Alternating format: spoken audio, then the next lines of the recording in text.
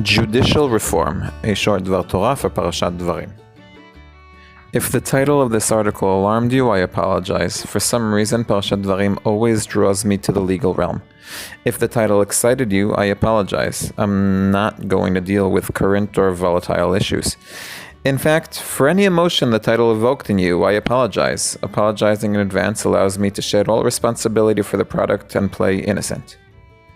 I'm not surprised that the Parsha invites me to engage with the topic of law every year anew. The structure of the first few verses invites this engagement.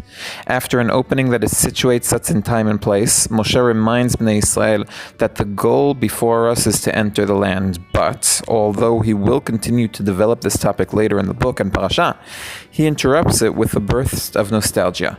And I said to you at that time, saying, I cannot bear you myself alone.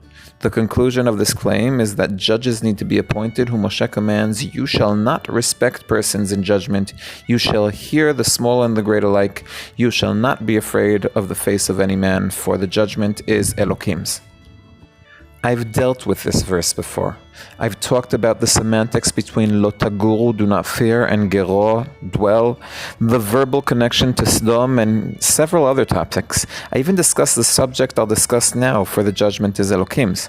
Why am I dealing with it again? Because I can. Or because I can't.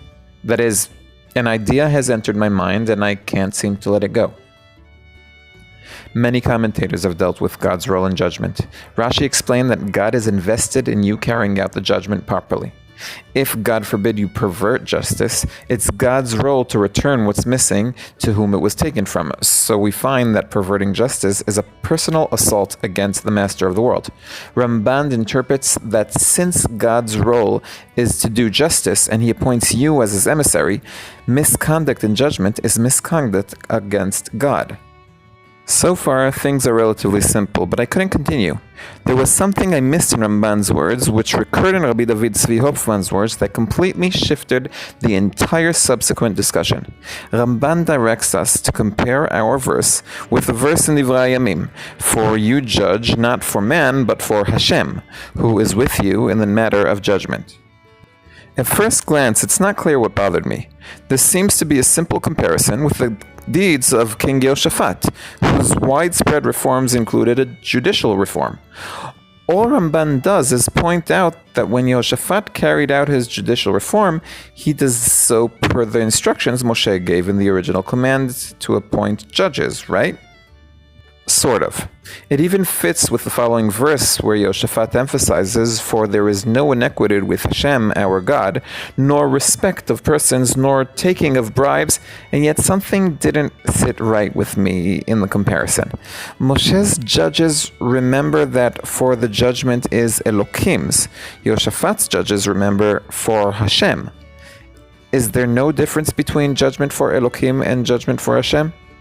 There are several roads I could have taken from here. For example, I could have checked if it's about the difference between the attribute of justice and the attribute of mercy in judgment, meaning Elokim and Hashem. An interesting idea, but one I struggle to see supported in Yehoshaphat's verses, which speak of the fear of God, that there is no iniquity with him, nor respect of persons, nor taking of bribes, meaning it seems to be kind of judgmental.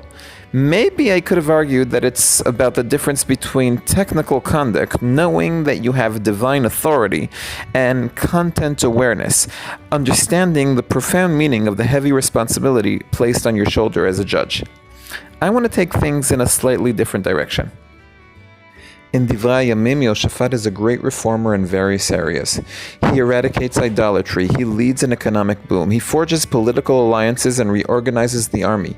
Yehoshaphat does all these things, but he's not the only one who does them. Other kings, like Shlomo, Uzziah, Chizkiah, and Yoshiyahu, implemented one aspect or another of the wide range of improvements that Yehoshaphat led in the nation. But there are also two unique reforms. The first reform, the one we've been dealing with until now, was the judicial reform. The second is an educational reform.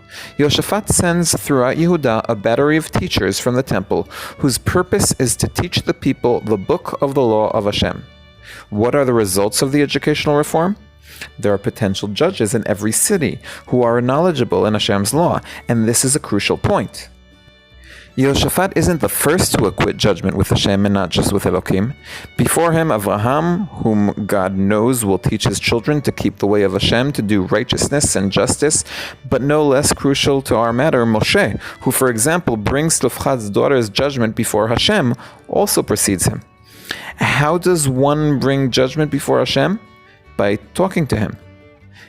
Avraham will do this by arguing. Moshe will do this by asking questions. Yehoshaphat's judges will do this by studying the law of Hashem that their teachers imparted to them, thus learning themselves the way of Hashem. But there's another difference. Avraham and Moshe, despite the roles as patriarchs and leader, allowed their Hashemic judiciary roles to appear only through themselves. Moshe's judges are Elokim judges, as seen in our Parashat in Parashat Yitro. Yehoshaphat, who instills Hashem judging in the nation instead of Elokim judging, shows us that this could be done nationally. Teaching us the way to do this is through a long and deep educational process. In memory of my beloved and heroic student, Amichai Shimon ben Ishai and Bat Yarubin Hashem Yikom Davo, Dovi Holtz, one who loves law and Tanakh.